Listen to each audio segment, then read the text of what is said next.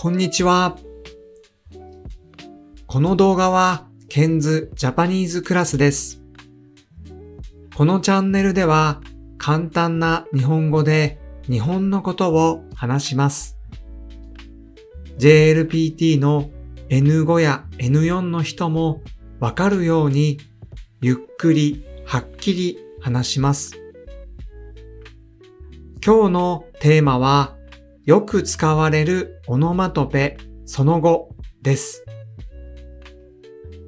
今日は物の状態を表すオノマトペです。今回のオノマトペも日常でよく使われている基本的なものです。それでは一緒に見ていきましょう。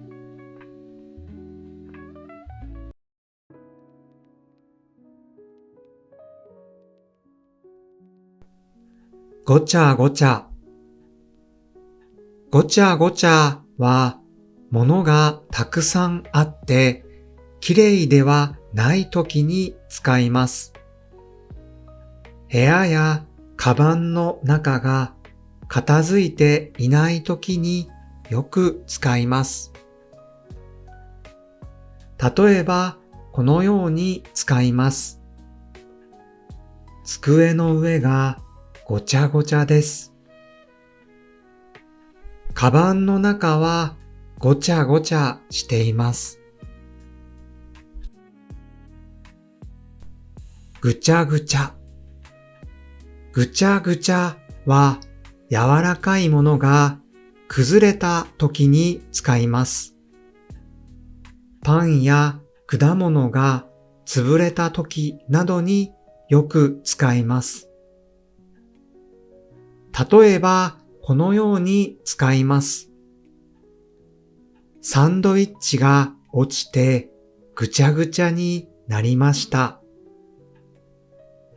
カバンの中でプリンがぐちゃぐちゃです。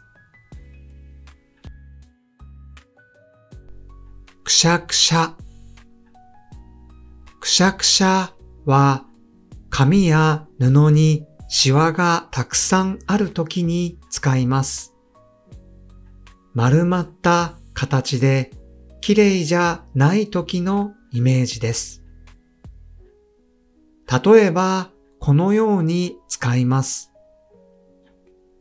ズボンのポケットに入っていた紙がくしゃくしゃでした。シャツがくしゃくしゃなのでアイロンをかけます。ボロボロ。ボロボロは古くて汚れているものに使います。長く使ったものや壊れかけたもののイメージです。例えばこのように使います。この靴はボロボロです。ボロボロのカバンを新しいものに変えました。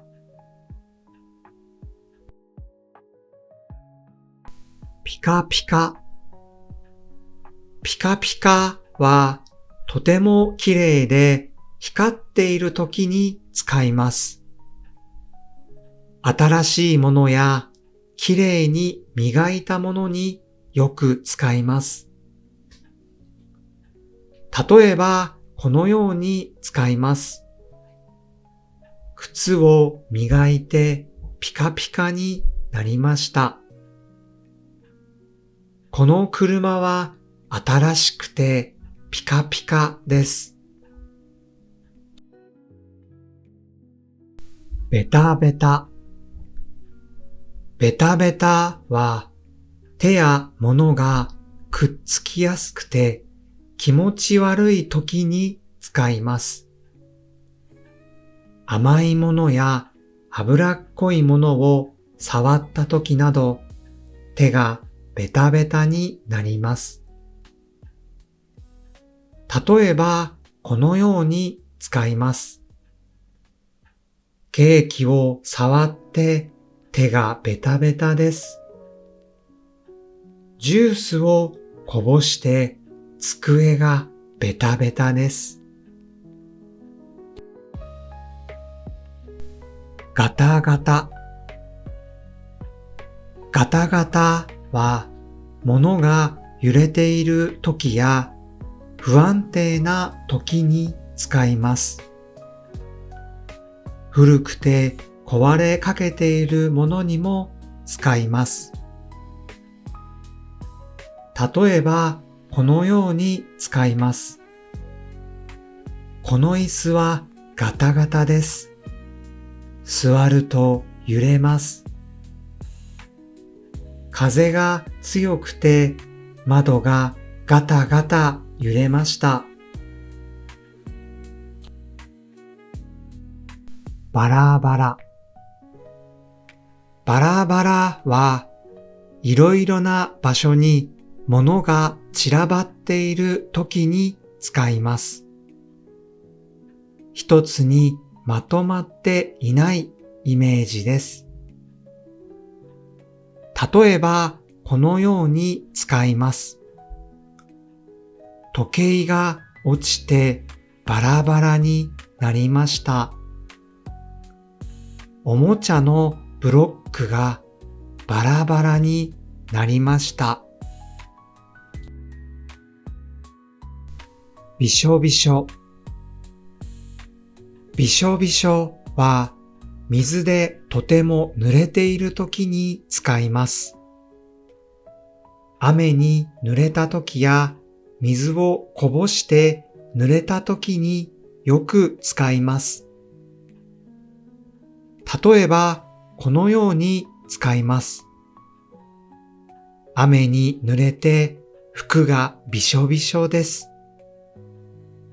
コップの水をこぼして床がびしょびしょです。今回のオノマトペもいつもの会話でよく使うものです。どうなっているのか相手に伝えるのにとても便利ですよ。私の部屋もいつも部屋がごちゃごちゃしています。